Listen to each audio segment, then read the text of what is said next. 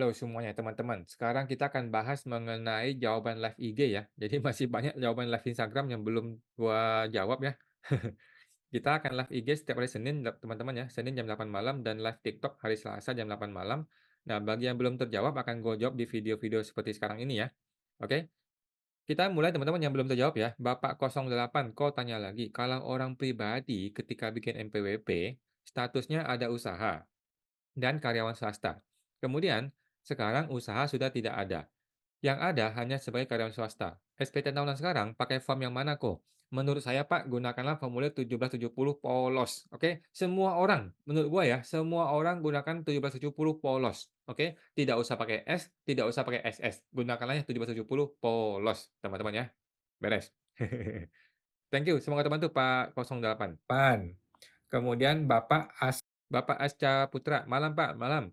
Mau tanya, apabila mau menggabungkan NPWP suami istri, namun kita sebelumnya ada buat surat pranikah, apakah sekiranya bisa kita mau menggabungkan NPWP? Setahu saya tidak bisa, Pak ya. Jadi, kalau orang pajak mengetahui kita punya surat pranikah atau surat pisah harta, maka otomatis NPWP-nya perlu dipisah. Oke? Kalau Bapak bisa menyembunyikan data itu kepada orang pajak, mengatakan pada orang pajak, "Oh, kami tidak ada pranikah." Kalau orang pajak tahu tidak tahu kalau Anda punya pranikah, maka bisa digabungkan ke suami. Oke? Pertanyaan gua, apakah bisa menyembunyikan itu? Rasa-rasanya sulit ya, apalagi itu dinotariskan. Kalau pranikah dinotariskan, maka itu otomatis akan jadi ketahuan sama pajak suatu hari gitu ya. Jadi perlu dipisahkan NPWP-nya. Begitu sih, paling begitu, Pak. Eee, Coba ngomong ke notaris ya, apakah bisa mau dicabut saja pranikahnya atau dibatalkan atau gimana? Coba diinfokan ke notaris, Pak. Tetapi intinya sih orang pajak itu ngikutin dokumen kita aja, kalau memang, ada pranikah ya nggak bisa, gitu, oke? Semangat terbantu Pak Aska Putra. Kemudian Bapak Hariston Marpaung, malam Ko, kalau PB1 restoran ada batas penghasilan minimal penjualan ya? Nggak ada, Pak. Kabupaten Tangerang kalau nggak salah penghasilan di bawah 300 juta setahun nggak bayar PB1 ya kok. Oh iya iya iya iya, sorry sorry sorry sorry ya. Ada ya. Jadi masing-masing daerah punya kebijakan seperti ini ya. Jadi kalau di bawah sekian nggak usah kena pajak. Kalau nggak salah Jakarta itu di bawah 200 juta deh kalau nggak salah. Kalau Jakarta ya. Coba cek lagi Pak mengenai peraturan PB1 ini. Bapak mesti cek ke Dispenda. Cek ke Dispenda ya, Dinas Pendapatan Daerah di sana akan lebih paham. Oke? Semoga terbantu Pak Heri Stone. Bapak Heriston Marpaung. Kemudian Ibu Ani Sutariati BR Sirait. Ko, saya sebelumnya punya NPWP dengan status karyawan. Sekarang saya sudah tidak karyawan. Bagaimana cara mengubah status pekerjaan di NPWP? Oke, caranya adalah dengan mengubah KLU. Nah, Bu ya, klasifikasi usaha KLU, Ibu ubah di DJP online di menu yang namanya menu profil, oke? Di DJP online ke menu profil, kemudian menu KLU. Di dalam KLU itu Ibu tinggal pilih, Ibu ini mau usaha apa, dagang apa, atau kerja, atau apa. Ada 4 KLU tinggal bisa dipilih, Ibu tinggal pilih situ aja ya, oke? Di situ secara online dan langsung update, oke? Semangat terbantu Bu Eni Sutariati. Dan Ibu Ani Sutariati BR Sirait. Kemudian Ibu Varia Collection. Kok, apakah pemilik CV bisa laporkan usaha UMKM 0,5% dengan KLU yang sama? Menurut saya bisa-bisa aja, kenapa tidak? Contoh, saya punya CV jualan laptop, kemudian saya pribadi punya toko jualan laptop, bolehkah? Jawabannya boleh, Bu, nggak ada masalah ya. Nah, yang tidak boleh adalah digabung. Digabung tapi laporannya pisah, itu nggak boleh. Semua teman-teman Bu Varia. Ibu Bapak Tan Sang Sui, apakah boleh meminjamkan uang ke saudara dan bagaimana lapor di SPT UMKM? Jawaban saya boleh-boleh saja. Nanti dilapor di SPT kita sebagai harta namanya piutang. Oke, piutang kepada saudara. Gitu. Nanti di pihak saudara lapornya adalah hutang, hutang dari saudara saya. Gitu. Apakah perlu bunga? Gua rasa nggak perlu ya kalau orang pribadi ke orang pribadi. Oke. Semua teman tuh Pak Tang Sang Sui. Varia Collections. Bapak Tan Sang Hui. Bapak Rogas Pasandako. Terkait 21 ter, ada kondisi di mana penghasilan akan kena tarif namun jika simulasi setahunnya tidak mencapai PTKP, apakah tetap dipotong? Jawaban saya tetap dipotong, Pak ya. Jadi nggak usah khawatir, ikuti saja ternya pada saat sekarang. Nanti di bulan Desember baru kita pikirin gimana caranya. Oke, jangan ngomel-ngomel sekarang, karena sekarang tuh belum ada solusi.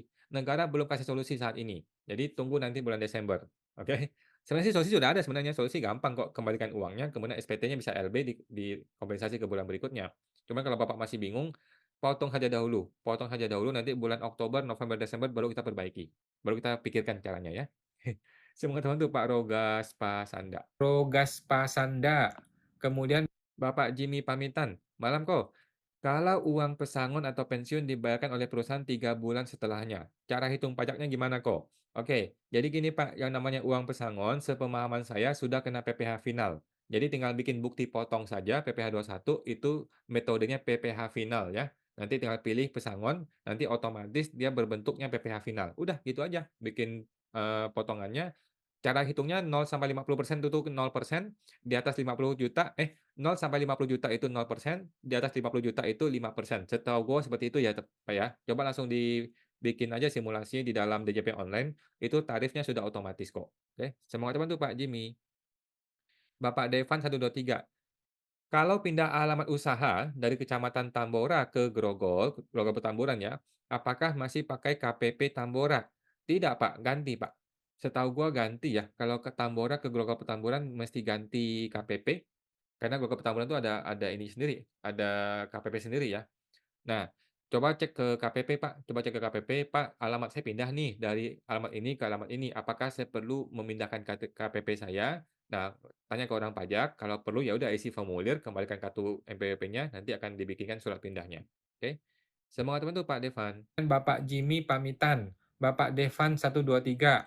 Kemudian Ibu Heni Gun, karyawan sudah keluar Januari, tapi waktu kantor lapor belum ada A1. Jadi, sarannya lebih baik pembetulan masa Januari atau A1 dibuat masa Februari. A1 buat Februari, Bu. Setahu gua begitu ya. A1 dibuat Februari, yang Januari, tetap dipotong ya, seperti biasa. Setahu gua begitu, Bu, ya. Semua teman tuh, Pak, Ibu Heni. Bapak Beruntung 8. Mamanya persero dari CV-nya anak. Bantu-bantu, tapi sering nalangi bayar bahan jasa dulu, lalu dibayar kembali. Gimana lapor SPT mamanya? Oke, lapor di SPT mamanya adalah kondisi uang yang sudah dia talangin tetapi belum dibayar per 31 Desember dicatat di SPT mamanya sebagai piutang kepada CV. Gitu, Bu, ya. Uang yang sudah dia kirim kepada supplier atau bahan baku yang belum dikembalikan oleh CV namanya piutang. Nanti di CV itu dia lapor sebagai hutang. Hutang kepada siapa? Kepada mamanya. Gitu. Oke, gitu aja hutang piutang.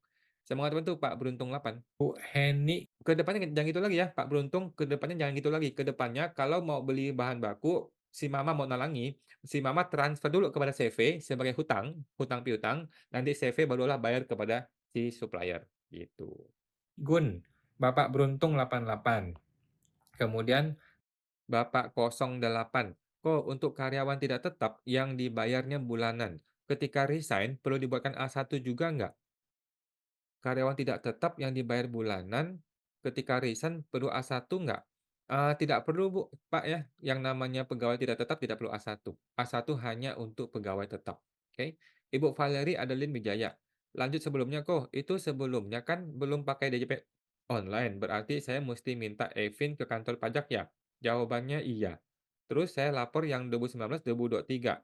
Nah, denda itu muncul nanti ya? Betul, Bu, ya. Nanti denda akan muncul ya suatu hari ya, mungkin sebulan lagi, mungkin 2 bulan lagi, mungkin 2 tahun lagi, bebas saja. Tunggu surat dendanya datang, baru kita bayar dendanya. Udah, gitu aja. Semoga terbantu, Bu Valeri. Bapak 08, Ibu Valeri Adeline Wijaya. Kemudian Bapak Willy XXZ. Malam kok, mau tanya, kalau ada 2 bukpet dari perusahaan, kalau dilapor semuanya akan jadi kurang bayar cukup besar. Apakah ada solusinya? Jawabannya tidak ada, Pak ya. Soalnya tiap bulan sudah dipotong pajak sama perusahaan. Masa harus bayar lagi di SPT? Jawabannya tidak ada, Pak. Jawabannya harus dibayar. Oke, jadi gini, eh dipotong pajak oleh perusahaan itu betul, tetapi kurang dipotong, Pak, kurang dipotong. Makanya kita bayar sendiri di perusahaan kita, di SPT pribadi kita. Memang seperti itulah bagi orang-orang yang bekerja di 2 perusahaan atau lebih, gitu, Pak. Oke. Kalau Bapak tidak mau mengalami hal seperti ini, solusinya adalah di PT yang satunya, di PT yang kedua, Bapak minta dia tidak usah pakai PTKP. Tapi itu pun nggak mungkin, nggak bisa juga, nggak bisa. Nggak ada solusi, Pak. Yang namanya orang bekerja di 2 perusahaan, ada 2 bukti potong, sudah pasti kurang bayar dan tidak bisa diapa-apain, itu harus dibayar. Itu, Pak, ya. Nah, oke, Pak, semoga terbantu, Pak Willy. Bapak Handoyo 09. Format Excel impor PPh 21 badan Januari dan Februari beda, ada kolom tambahan akumulasi. Apakah harus diisi ya, kok? Saya belum ngecek lagi, Pak. Saya belum ngecek lagi. Bapak coba cek aja, coba tes aja di upload. Kalau upload-nya gagal berarti perlu diisi, Pak. Kalau upload-nya berhasil berarti nggak perlu diisi. Karena kita juga masih kurang paham, Pak, gitu-gituan. Apa, Excel-Excel gitu berubah-ubah terus ya. Coba-coba diotak-atik aja, Pak. Saya juga nggak ngerjain teknis sih, orang kantor saya ngerjain teknis. Tapi coba di-upload aja, Pak. Kalau upload-nya gagal berarti coba diisi, kemudian upload lagi, berhasil nggak? Memang gitu, Pak, mesti trial dan error sih. Thank you, Pak Handoyo, semoga terbantu. Wilih XXZ, kemudian Bapak Handoyo 09, kemudian Bapak M. Andi Saputro. Bapak M. Andi Saputro, malam Pak, mau tanya, badan usaha non-PKP dalam proyek pembuatan aplikasi web dari instansi pemerintah kena pungut PPh 23 2% dan PPN 11%. Kok kena PPN itu gimana ya, kok? Oke, eh, langkah pertama, Bapak coba konfirmasi kepada si instansi itu. "Pak, kok saya kena PPN sih? Kan saya bukan PKP." Langkah pertama. Langkah kedua, setelah dia menjawab ya, "Oh, memang kami wajib memungut PPN." Kadang-kadang begitu, Pak. Mereka mereka memang wajib memungut PPN walaupun kita bukan PKP. Ya sudah, nggak apa-apa, gitu. Oke. By the way, PPN itu kan dia yang bayar ya. PPN kan dia yang bayar dan tidak memotong invoice kita, Pak, ya. Jangan sampai potong invoice kita. Jadi kita mesti bilang kepada customer, instansi, "Boleh bayar PPN 11%, tetapi jangan potong dari invoice saya dong. Lu mesti nambahin 11% bayar sendiri." Sehingga Bapak tetap dapat invoice-nya tetap dapat pembayaran itu 98% dari nilai invoice, gitu, Pak. Kalau dia potong dari nilai invoice Bapak, Bapak komplain, "Mohon maaf nih, nggak bisa gitu, saya bukan PKP." Gitu. Semua teman tuh Pak Andi Saputro, Bapak Indra Wijaya, malam Ko. Kalau saya terakhir lapor SPT 2012, masih karyawan. Kemudian resign dan tidak lapor lagi. Kalau sekarang mau lapor lagi gimana? Boleh Pak, silakan dilapor lagi, langsung lapor 2023 saja. Langsung lapor 2023 supaya nggak kena denda terlambat lapor. Gitu sih Pak. Tetapi perhatikan asetnya ya, kalau hartanya bertambah, berarti kan Bapak masih mempertanggungjawabkan penghasilannya. Gitu ya. Kalau hartanya tidak bertambah, berarti nggak ada penghasilan gitu. Tetapi kalau hartanya bertambah, apalagi kalau banyak nilainya, maka Bapak perlu mempertanggungjawabkan penghasilannya. Dalam bentuk apa? Bayar pajaknya. Gitu, Pak. Saya mau tahu tuh Pak Indra. Terus, Bapak Indra Wijaya. Mohon maaf ya teman-teman ya, belum terjawab ya. Ibu Riana Chung, kalau tahun 2022 pakai formulir S, apakah 2023 boleh pakai formulir polos? Jawaban saya boleh, Bu, tetapi jangan sering-sering ganti ya. Saran saya buat semua orang gunakanlah formulir 1770 polos, oke? 1770 yang polos, semua orang gunakanlah itu. Tidak usah pakai S, nggak usah pakai SS. Gitu aja, beres. Thank you Bu Riana, semoga terbantu. Ibu Riana Chuang. Kemudian Ibu Ida Ayu Dewi Anggani. Maaf kok 2019 uang masuk. Tadi mengenai apa Ibu ya? Mohon maaf, kelewat nih Bu, kayak minggu lalu. Mohon maaf Ibu. Bapak tangan menolong. Pak Awan tanya lagi, untuk laporan keuangan yayasan sekolah, apakah digabung dengan dana BOS yang diterima? Karena laporan dana BOS sudah ada pelaporan tersendiri di Dinas Pendidikan. Jawaban saya digabung, Pak ya, digabung. Semua uang masuk, mau dari BOS, mau bukan dari BOS, tetap muncul di laporan keuangannya perusahaan dalam yayasan dalam rangka untuk laporan pajak. Karena pajak itu kan perlu tahu, lu dapat uang dari mana aja? Ya dari BOS kasih tahu dia, gitu ya. Semua teman tuh Pak tangan menolong. Ida Ayu Dewi Anggraini, Bapak tangan menolong. Bapak Tang Sang Sui, deposito apakah boleh atas nama saudara? Jawaban saya boleh-boleh saja, tetapi hindari Pak, hindari. Mulai sekarang teman-teman ya, uang gua pakai nama gua, uang elu pakai nama elu, gitu aja. Jadi tidak usah ada masalah di antara kita di masa depan. Gitu Pak ya. Jangan membiasakan Bapak punya harta tapi nama orang lain. Jangan juga membiasakan orang lain punya harta tapi nama kita, jangan. Ya, mulai sekarang jadilah warga negara yang baik dan bertanggung jawab sepenuhnya. Barang gua ya nama gua, barang lu nama lu. Jangan ikut campur, jangan campur-campurkan. Gitu, Pak, ya. Itu saran saya, Pak. Tetapi secara hukum apakah boleh? Ya boleh-boleh saja. Gitu, Pak. Semua teman tuh Pak Tang Sang Sui. Tang Sang Hui. Bapak William William Tok Chen. Malam, Ko. Perihal perpindahan kewajiban pajak dari ayah ke anak.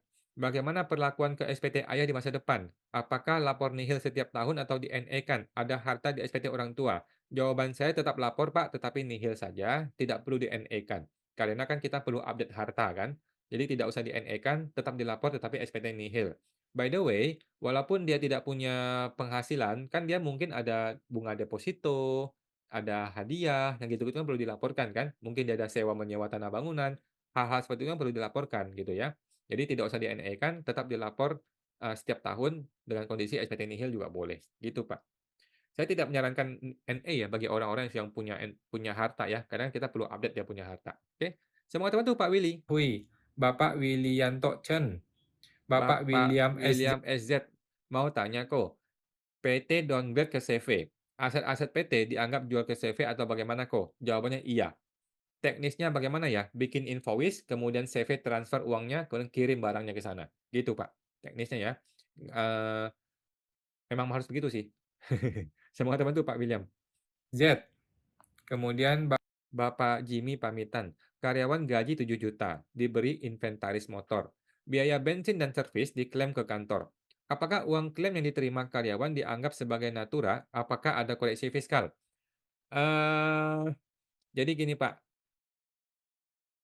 uang uang klaim atas bensin dan servis ini, pertama, natura atau bukan? Iya, dia natura. Kedua, dia objek PP21 atau bukan? Jawabannya bukan, karena dia bukan pemegang saham. Yang ketiga, apakah dikoreksi fiskal? Tidak dikoreksi fiskal ya, semuanya boleh dibiayakan, oke. Boleh dibiayakan, kemudian bukan objek PP21, kemudian kemudian dia adalah natura. Gitu, Pak, ya. Semua terbantu, Pak Jimmy. Bapak Jimmy pamitan. Kemudian Bapak Ibu Thalia Ibu Thalia Purwita. Purwita, malam kok. Bagaimana cara isi harta di SPT pribadi istri yang memilih MT karena beda MPP dengan suami? Ada harta tanah atas nama istri yang dibelikan uangnya dari pinjam bank, tapi hutang banknya atas nama suami. Wah, agak ribet. Oke, Ibu Thalia, supaya nggak ada masalah, Ibu coba gabung ke PSTP ya, ke www.siapatakutpajak.com ya, www.siapatakutpajak.com untuk bergabung di sana. Nanti kita ketemu di hari Jumat kita untuk diskusikan, Bu.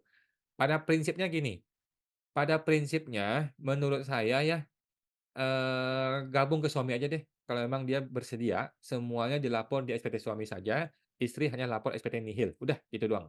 Oke. Cara kedua adalah lapor masing-masing tetapi muncul hutang piutang. Gitu ya. Lapor masing-masing harta, tapi muncul hutang piutang sesama mereka. Cara ketiga adalah lapor masing-masing tetapi tidak ada hutang piutang, tetapi diberikan, dikasihkan. Itu bukan hibah ya, tetapi diberikan saja. Gitu, Pak, Bu.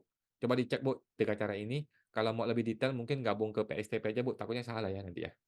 Semoga teman-teman, Bu Thalia. Bapak Budi. Bapak Budi IR, Pak, jika mendapat penghasilan komisi dari rekan di negara Cina dan sudah dipotong pajaknya juga di Cina, agar PPh Pasar 24 bisa diakui, dokumen apa ya Pak yang diperlukan? Setahu saya cuma bukti potongnya aja Pak, bukti potong dari sana aja yang Bapak Bapak lampirkan nanti ya. Oke? Semoga teman-teman Pak Budi. Di IRT2PB. Kemudian Ibu Kristi. Ibu Christine 5659 Ko. Di daftar harta, kalau ada USD sejak 2017, KUS tidak pernah di-adjust ya. Kalau 2023 di-adjust KUS akhir tahun, boleh nggak kok? Jawaban saya boleh, tapi otomatis muncul yang namanya capital gain, dan Ibu perlu bayar pajaknya ya Bu, capital gain ya. Jadi yang USD itu tidak perlu diupdate kalau nggak dijual, tetapi kalau dijual akan muncul capital gain. Kalau Ibu tidak jual tetapi tetap diupdate, maka muncul capital gain dan harus dibayar pajaknya, Bu. Oke. Semoga terbantu, Bu Christine. Ibu Radewi 1989, Pak, mau tanya, untuk menggabungkan NPWP, apakah perlu ada akte pernikahan? Perlu dong, wajib, Bu.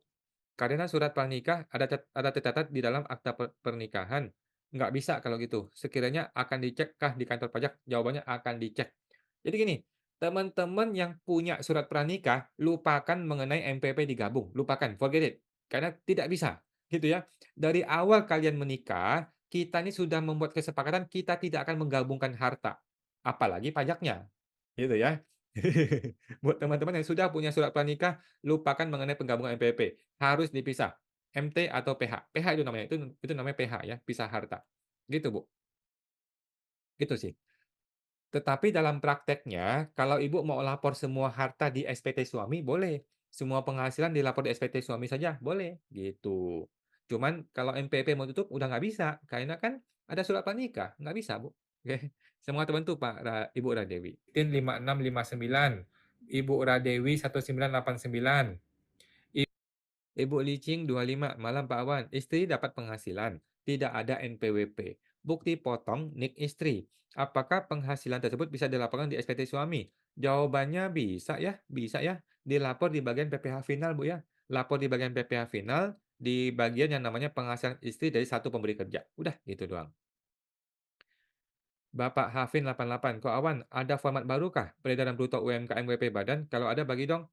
Jawabannya ada Pak ya, di PMK 164, sama aja sih dengan formulir orang pribadi, tapi beda dikit deh, beda dikit. Saya sudah ada formulirnya sih, nanti saya kasih di YouTube deh Pak, entar saya bikin lagi ya di YouTube khusus untuk ini ya, untuk WP Badan ya.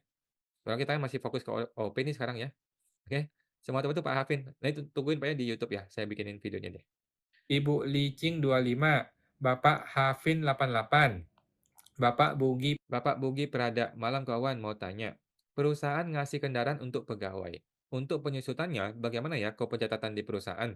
Untuk penyusutan itu masuk ke dalam kategori natura, satu, kemudian boleh dibiayakan, kemudian apakah dia menjadi objek PP21 atau bukan, tergantung dari dua hal. Apakah dia pemegang saham atau dia eh, memiliki gaji lebih lebih dari 100 juta per bulan. Kalau tidak memenuhi salah satu dari ini, maka itu penyusutan langsung diakui sebagai natura tetapi bukan objek PPh 21.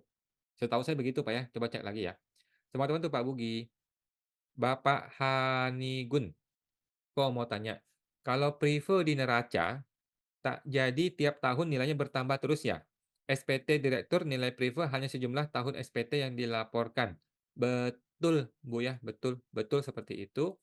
Kalau Ibu mau lebih benar lagi, itu Prive masih dihilangkan dengan cara di jurnal ke laba ditahan, supaya laba ditahan tuh menjadi hanya tersisa nilai sisanya saja. Kalau Ibu mau seperti itu ya, oke? Sama teman tuh Bu Hanigun.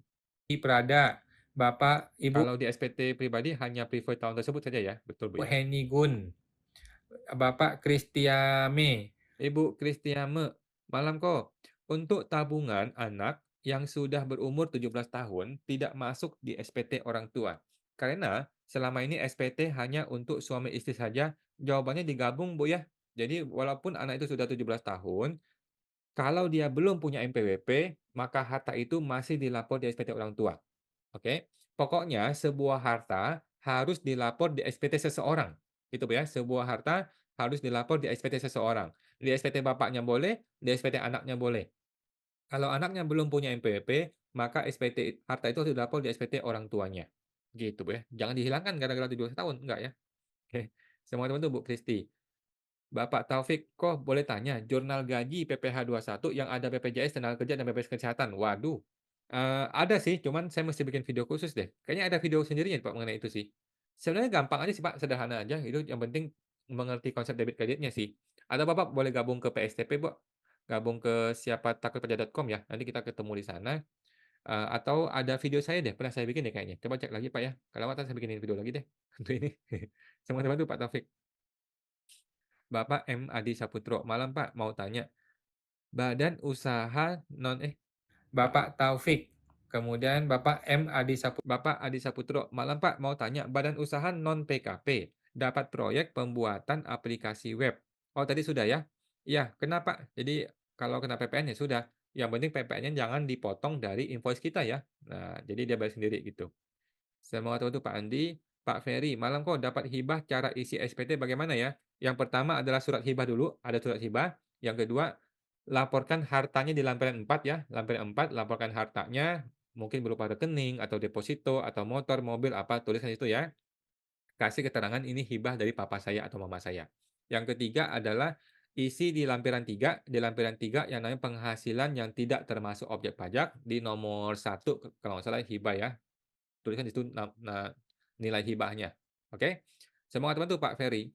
Putro, Bapak Ferihat 89, kemudian Bapak Ferihat Bapak lagi, Ferry, makasih Bapak sama-sama. Pak Simon Simon, Halim, makasih makasih sama-sama. sama-sama. Bapak Camuiholik, "Oh, kalau tahu-tahu dapat surat paksa dengan nilai fantastis, padahal belum menerima SP2DK atau surat teguran dan lain-lain, gimana baiknya kok?" Oke, yang pertama adalah segera ajukan gugatan ke pengadilan pajak dalam waktu 30 hari ya. 30 hari sejak surat itu dikirimkan, Ibu harus langsung masukin ke, gugatan pengadilan pajak.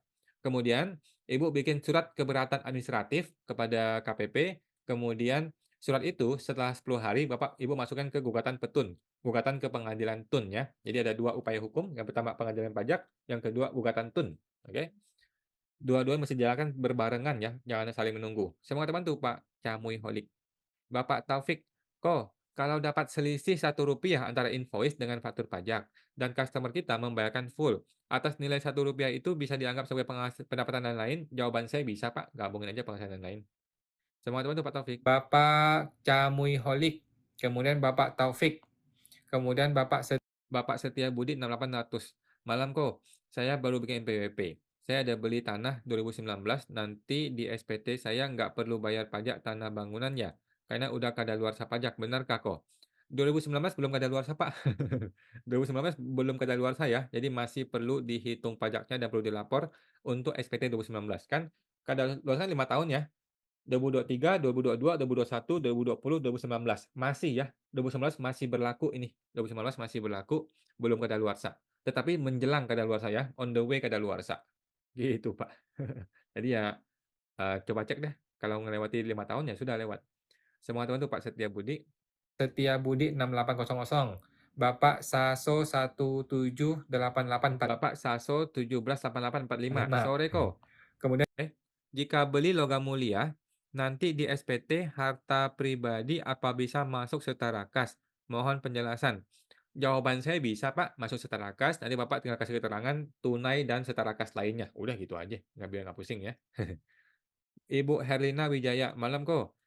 Saya tanya, jika sebuah yayasan punya sekolah, terakhir lapor 2015. Nah, sedangkan tahun 2016 ke 2018 sudah masuk masa daluarsa pajak.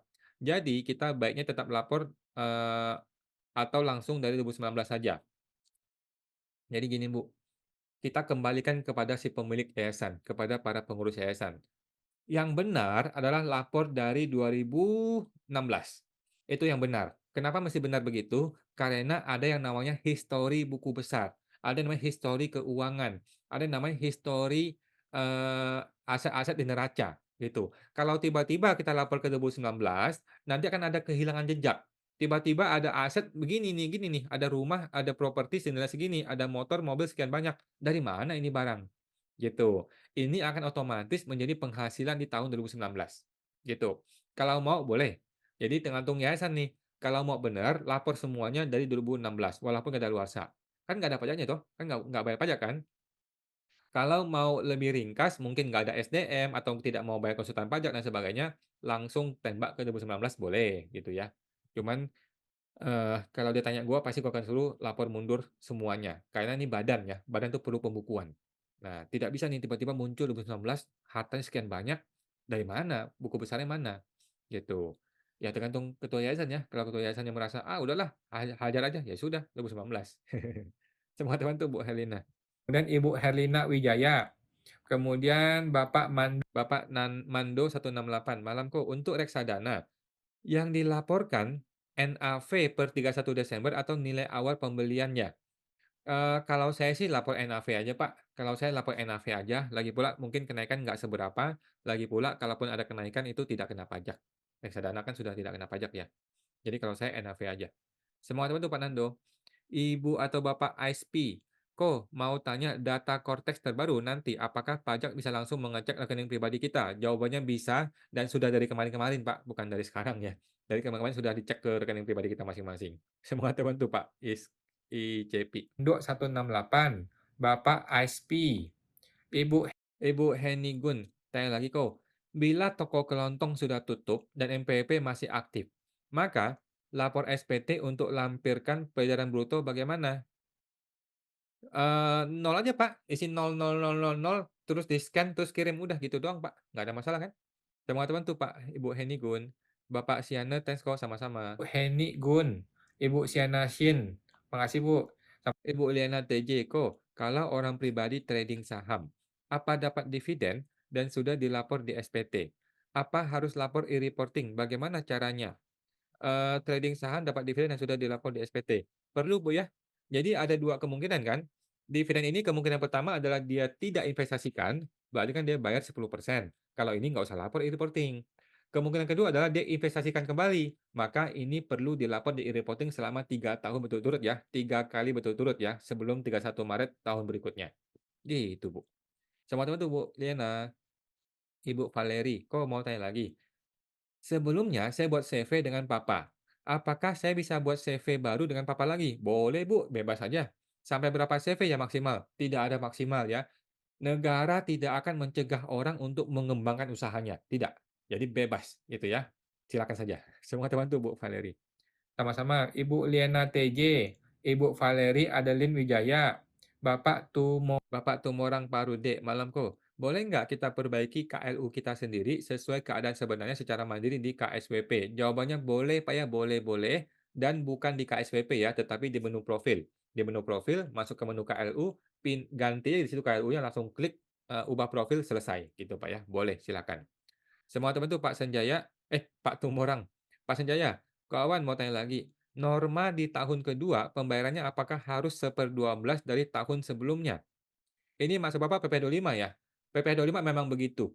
Jadi pada umumnya PP 25 itu begitu ya. Jadi tiap bulan bayar dengan angka yang 1/12 dari tahun sebelumnya. Biasanya seperti itu. Oke? Semua itu Pak Senjaya. Moraparude, Bapak Senjaya 28, Ibu Hen. Ibu Henigun, karyawan gaji di bawah PTKP secara 1 tahun juga. Tapi nanti pas THR total terpotong Pak ya. Oke, nggak apa-apa nih Bu Heni ya, pokoknya kalau ada orang yang kena tarifnya TER, ya udah potong aja TER-nya, memang harus begitu. Ibu Yukewuriski, malam Pak. Kalau ada penghasilan atas jual saham di PT tertutup, selisih AJB dan saham diakui income itu mutlak kena tarif normal normal pasal 17 atau bisa memakai aturan yang mana ya Pak? Jawaban saya adalah mutlak pasal 17 Bu ya. Ini kan adalah sebuah keuntungan yang tanpa perlu ngapa-ngapain, tanpa perlu bayar HPP, tanpa perlu bayar karyawan, ini adalah keuntungan yang mutlak. Mutlak memang penghasilan lainnya yang menjadi objek pasal 17, gitu sih, Bu. Udahlah bayar aja lah, nggak mahal kok, cuma maksimal 30%. Semua teman tuh, Bu, ya udah clear. Henigun, Ibu Yuke Ureski.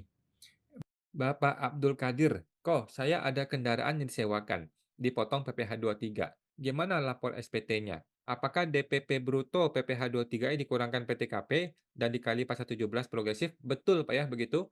Lalu dikurangi tadi pajak PP 23 yang telah dipotong? Betul Pak, Bapak betul. Memang sudah betul begitu Pak. Bapak sudah betul, nggak usah khawatir Pak, ikuti cara yang Bapak sudah lakukan ini. Sudah betul. Abdul Kadir, oke. Ibu Heni. Ibu Heni Gun, karyawan gaji di bawah PTKP sampai dihitung 1 tahun juga tetap di bawah PTKP. Seharusnya tidak terpotong PP 21, tapi nanti terpotong lagi, Bu. Ya udah, Bu, kalau memang nggak usah dipotong, nggak usah potong. Tetapi kalau di bulan tersebut dia kena TER, maka perlu dipotong TER. Seperti itu sih saat ini ya konsepnya, Bu. Semua teman tuh, Bu Heni. Ibu Esti Lobiru, malam Pak, malam Bu Esti. Kalau istri baru tutup NPWP, artinya harta SPT istri kan tiba-tiba masuk ke SPT suami. Harta SPT istri tiba-tiba masuk ke suami. Apakah cukup ditambahkan keterangan tercantum di SPT NPWP istri yang lama? Oke, dia boleh kasih keterangan bahwa ini dari istri, oke. Kemudian dia perlu laporkan di lampiran 3 yang namanya penghasilan yang tidak termasuk objek pajak, yang paling bawah ya, nomor 6C. Penghasilan lainnya yang tidak termasuk objek pajak, di situ tuliskan angka dari SPT istrinya, gitu, Pak. Semangat untuk Bu Esti. Henigun, Bapak Esti Lobiru, Ibu Reni. Ibu Reni Ayuningsi, jika lupa tidak lapor utang di tahun-tahun sebelumnya di SPT tahunan orang pribadi, gimana kok bikin pembetulan tiap tahunnya ya? Boleh Bu, kalau Ibu mau bikin pembetulan tiap tahun itu lebih tepat ya, bikinlah jangan benar yang betul, itu lebih tepat, oke. Thank you Bu Reni, Ibu Yusuf, malam kok. Kalau ada harta 2020 baru akan dilapor di SPT 2023 karena lupa. Apakah akan kena denda? Jawabannya bisa terjadi denda ya, bisa terjadi denda ya Bu ya. Pak ya. Coba dicek lagi Pak, berapa nilainya kan kita belum tahu ya. Kalau nilainya cukup besar, maka perlu dipertanggungjawabkan penghasilannya. Kalau ada bayar pajak, maka ada denda. Gitu Pak. Semua tuh Pak Yusuf. Ayuningsi, Bapak I Yusuf, Kemudian Bapak 08 kok, jika UMKM PT sebelumnya statusnya rugi, kemudian tahun berikutnya laba. Dengar-dengar rugi bisa dikompensasikan ya? Maksud dari kompensasi atas rugi itu bagaimana kok? Tolong bantu jelasin, thanks kok. Jadi gini, apakah PT ini UMKM final 0,5% atau bukan? Oke. Jika dia PPh final 0,5% ya, jika PT ini UMKM yang final 0,5%, maka lupakan mengenai kompensasi, tidak ada kompensasi. Oke.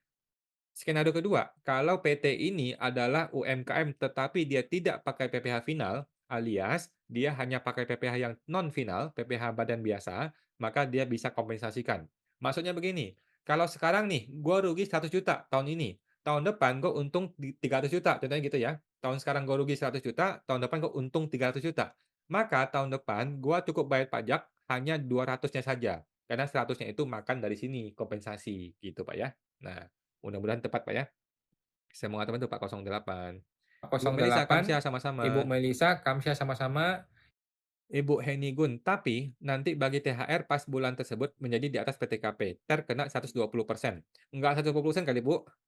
Paling 2% ternya. Nanti atas kelebihan bayar PP21 terhadap laporan PT bagaimana? Nanti kita pikirkan Bu ya di bulan Oktober, November, atau Desember. Nanti kita pikirkan. Sekarang kita fokusnya adalah potong sesuai dengan ketentuan TER. Udah gitu aja. Nanti Bu ya ketika di bulan Desember baru kita hitung, baru kita pikirkan mengenai LB-LB beginian. Semoga terbantu Bu Heni. Ibu Bugatti 188, penghasilan hibah isi di kolom mana kok untuk WPOP? Jawabannya ada di lampiran 3 yang namanya penghasilan yang tidak termasuk objek pajak ya. Nomor 1 itu hibah. Oke. Ini formulir yang 70 polos ya. Pokoknya cari penghasilan yang namanya penghasilan yang tidak termasuk objek pajak gitu. Ibu Heni Thank you Pak Gun, Bugatti. Bapak Bugatti 188. Ibu Liana TJ, makasih sama-sama. Pak Ibu Heni sama-sama. Oke. Ibu Helena, Bu Indra, Pak Indra, Pak Slogito. Thank you teman-teman semua. Oke, teman-teman ya, sudah selesai ya. Jadi teman-teman kita lagi ada promo untuk bulan April nanti kita ada program namanya siapatakutpajak.com ya. Bagi teman-teman yang masih takut dengan pajak ya. Kalau takut intimidasi, takut diancam sama oknum yang brengsek gitu ya. Nah, lu boleh gabung ke program siapatakutpajak.com ya. Silakan masuk ke www.siapatakutpajak.com. Nanti kita ketemu setiap hari Jumat ya. Kita ketemu setiap hari Jumat malam untuk diskusi-diskusi mengenai perpajakan dan strategi cara menghadapi oknum gitu ya. Oke, teman-teman. Itu aja ya, semoga terbantu. Kita akan ada live Instagram hari Senin jam 8 malam dan live TikTok hari Selasa jam 8 malam. Oke, sampai jumpa semuanya. Thank you.